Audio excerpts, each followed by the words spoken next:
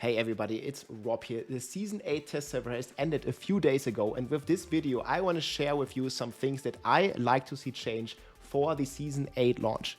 Coming in here at number 1 are the changes to the boss ladder system. So obviously we should not be able to instantly one-shot the hardest boss, the new boss Belial, which is the new pinnacle boss, that easily. So there needs to be changes coming to that. Second of all, they for some reason added a timer between every boss that makes you force wait 20 to 30 seconds between the boss spawns here. That has been very frustrating. Waiting is not fun, and that should definitely be changed. Next thing here is when you click the chest, you can see this in the video here in a second, when you click the chest, it should save the previous selected option. You basically at the moment have to choose the reward between those different bosses over and over again, being super annoying just after a couple boss kills. And here you can also see the timer in action. So those two changes, in my opinion, are horrible and need to be reverted or changed. So with the introduction of all these new bosses, we have many bosses that share the same loot table now. For example, we always had Echo of Duriel and Echo of Endariel have exactly the same loot table, and the people basically always avoided doing Endariel and just did Duriel because it's just a way easier fight, and this remains to be true. So I would like to see, you know, a reshift of the loot table to make it easier to target farm items, because right now we have bosses dropping like a ton of items. And I think you could take some of these items here and basically distribute them amongst like all those new bosses, and then have like, you know, 3 to 4 items to target farm per boss, making it much easier to basically like specifically farm one item rather than getting like 6 or 7 items on each boss. Next here, I also have T4 Lilith. So Lilith has been reworked a lot now, and it seems like a lot of effort of the team has been going into making this fight truly challenging on T4. And I think there should be some cool reward, not a power reward, but maybe some transmog, maybe some achievement or something like this, because the way it is at the moment, you just kill Lilith on T1, easy peasy, and there's basically no reason to ever do it on T4. I think there could be a cool transmog achievement reward, whatever, to do a T4 Lilith solo kill, because it is truly a challenge that I think should be rewarded. Next up here we have the boss power and the seasonal theme, and oh boy, this had felt pretty bad when leveling with the season theme on the PTR. So the XP I think that the season theme provides, especially if you compare it to season 7, needs to be massively improved. Right now it just doesn't seem worth it during the leveling phase to even do the apprehension incursions. So one thing I think they could do, and what I really liked with the season 7 season theme zones, is to add grim favors to this zone. Like whenever you kill, I don't know, the Shadow of Belial or something, it should give you 5 grim favors, or there should be maybe even like, I don't know, kill 200 monsters in this area as a reward to just juice up this new zone and make it more attractive at leveling. Because at the moment in leveling, you basically just want to do the campaign, which is an issue I come to later. Also, obviously, some of these boss powers are way too powerful, and rather than playing your individual build that your character is based around, you basically just play some of these seasonal powers because they just become so powerful. And I feel they need to tune down some of the numbers on these season powers significantly, because they're just like so overperforming most of the normal builds in the game. So I think the most obvious 2 offenders are basically the Endariel's Flaming Skull power and the power from Belial himself, the eye beams, which is doing a ridiculous amount of weapon damage. And I feel, for example, Endariel, the secondary modifier, burning damage, take 40x more damage. That could be like, you know, a modifier of its own, rather than adding the second sentence where every attack basically adds another 1200% weapon damage base. And then maybe they need to tune down the scaling with the Paragon a little bit, because at Paragon 300, those powers were tremendously powerful. And there's a lot of powers that have more like a supporting role, and I like that, where the power is complementing your build rather than fully taking over the build and making a power, well, making like basically all builds season powers. I think it would be cool for one season to have some builds based around the season power, but right now the season power is basically up to 100 times stronger than a normal build, and that's just way too much, because there's no choice. You will never play like your character or your skills. Like all of your skill damage won't matter, and all your DPS right now comes from the season powers. So I would like to see some changes there as well. And obviously, like we talked about the leveling already, campaign just feels way too strong in comparison to leveling here in these new zones. And that's something that I feel should be changed as well. They could also add some rewards to the leveling process, you know, to make it more exciting. I always compare it like with Diablo 2. Leveling in Diablo 2, even if it was taking long, I didn't really mind it so much because in the leveling process, you could actually find super useful stuff for the end game. Like even the uniques that dropped, right? You could get like a mage fist, you could get like a cool faster cast ring or something. D4 doesn't really have that. Basically all the time you spend during leveling is completely irrelevant for the end game. Hence, it's basically wasted time because you cannot find ancestrals yet. You can't find any upgrade that has any value in the later stages of the game. So I think they could like address this and make it a bit more like Diablo 2, where I don't know, maybe we can find like ancestral aspects already, or aspects that roll high. So it would be okay to like remain in this leveling phase much longer. But I feel what they did right now is they artificially somewhat increased the leveling time, or the time it takes to reach level 60, but it didn't really get more fun, in my opinion. Like, you just get less items, you feel weaker during leveling, and it feels basically like you're wasting your time in a way. And I feel that could be addressed a little bit. And next thing here is the new pit scaling. So they did change the pit scaling drastically. It used to be the pit would scale about 17% HP per level, and now it scales up to 20% XP per level. And that is a crazy number. I wrote it down here in my pit scaling that I'm going to link below.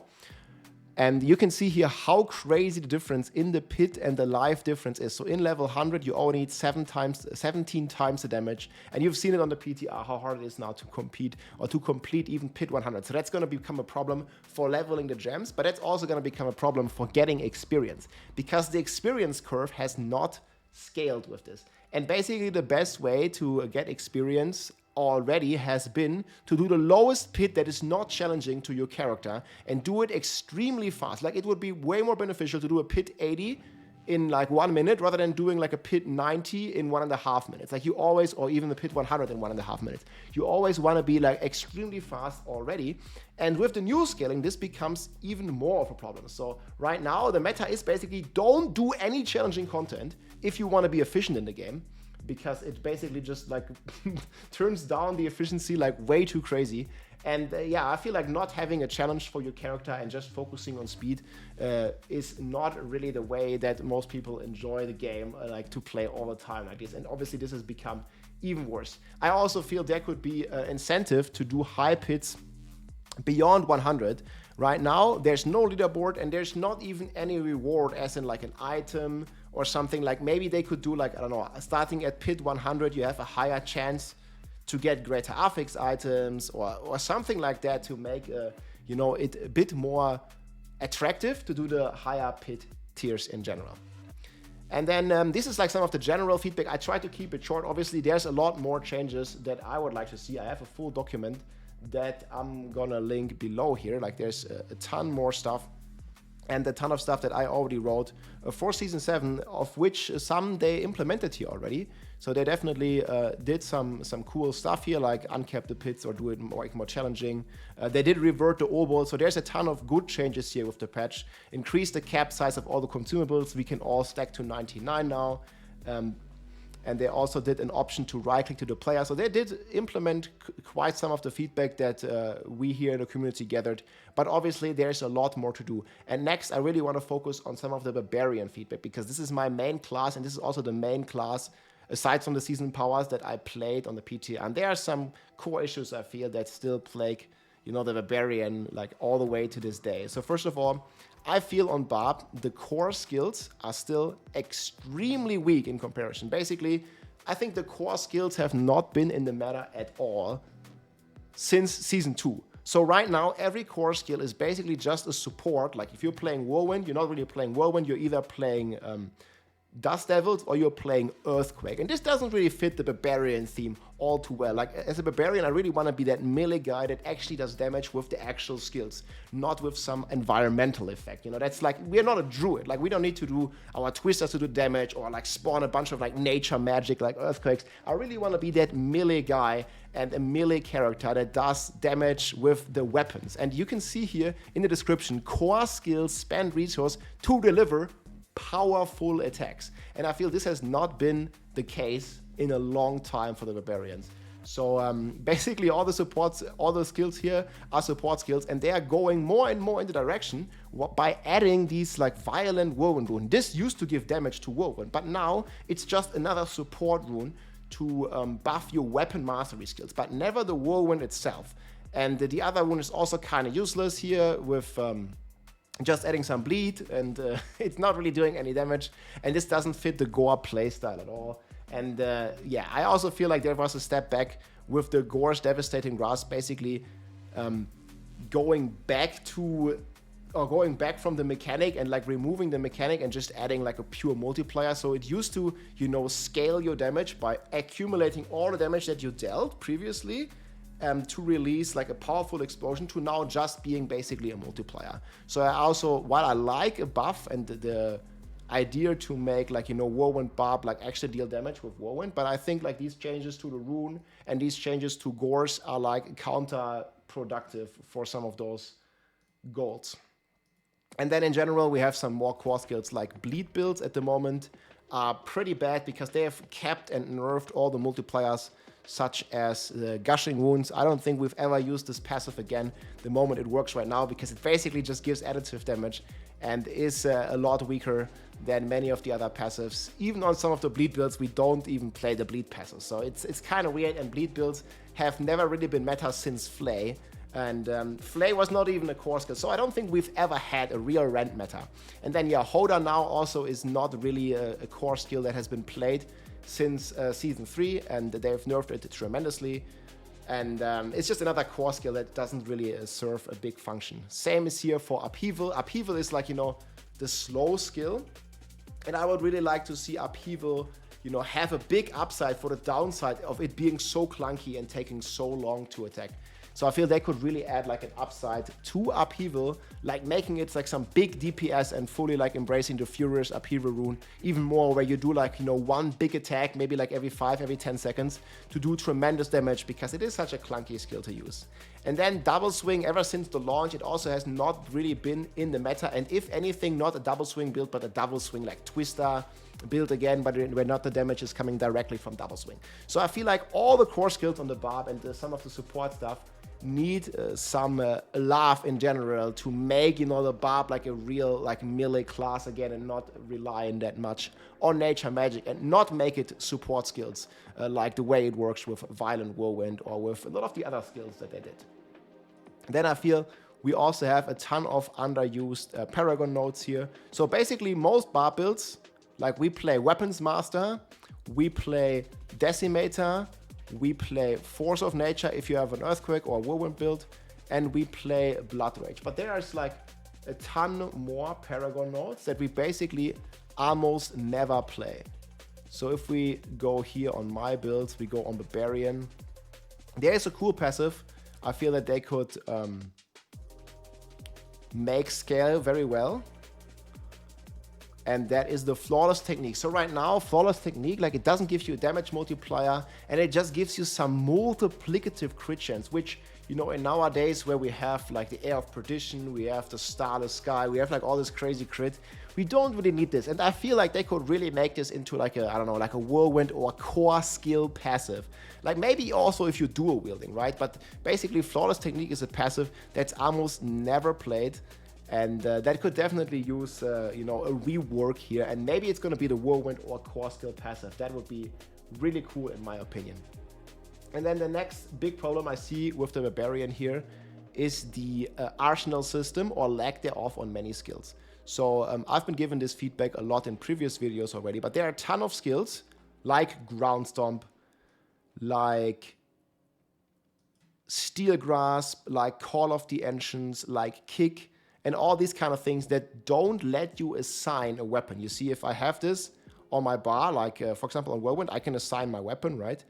But on Ground Stomp and also on Call of the Ancients and a bunch of other damage skills like Steel Grasp here, it will not let me assign a weapon to it. And they've been buffing like Steel Grasp and other stuff, but I still feel it is super hard to make it work because you're just missing out on so many multiplayers by not being able to choose like the weapon that you attack with. Like, I don't know, I Steel Grasp, like, and then which weapon is used to calculate my damage? Like, how does it work with Ramalali?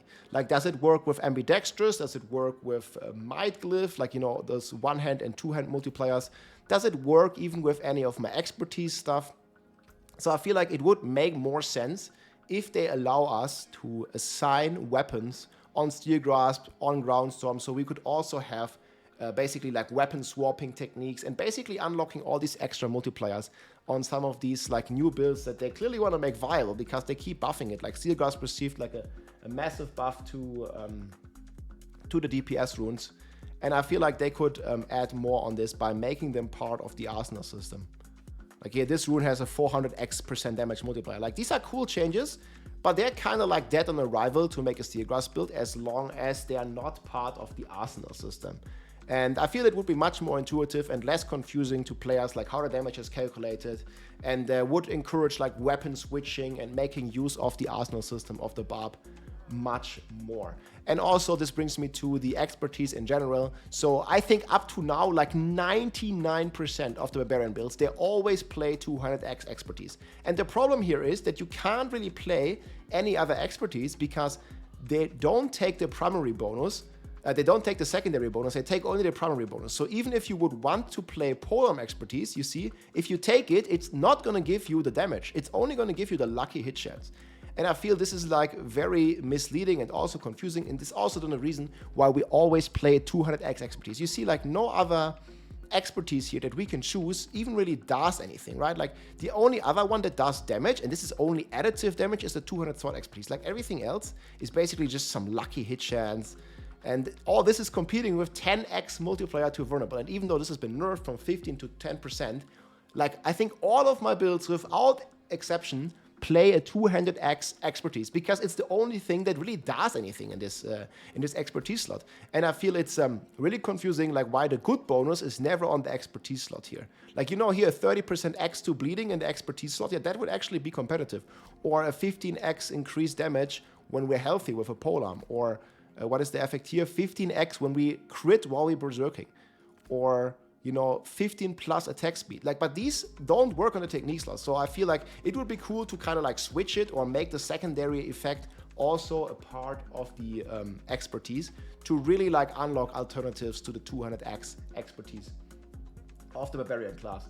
Obviously, there are many more changes that I would like to see. These are just like some of the, you know, like bullet points that I want to focus on that I think are realistic. Obviously, I also want that they add more endgame and do a bunch of other stuff. But I think like a lot of these changes here would be somewhat realistic and also what I like to see, or also what at least some of them I somewhat expect, because like there's like universal agreement, for example, on the boss timer between the runs, that this is like a bad thing. The community doesn't want it. Waiting is not fun. And there are a lot of these examples here, and I hope there are going to be some great changes. I'm still looking forward for Season 8, even though community has been like very split or a lot negative on some of the parts.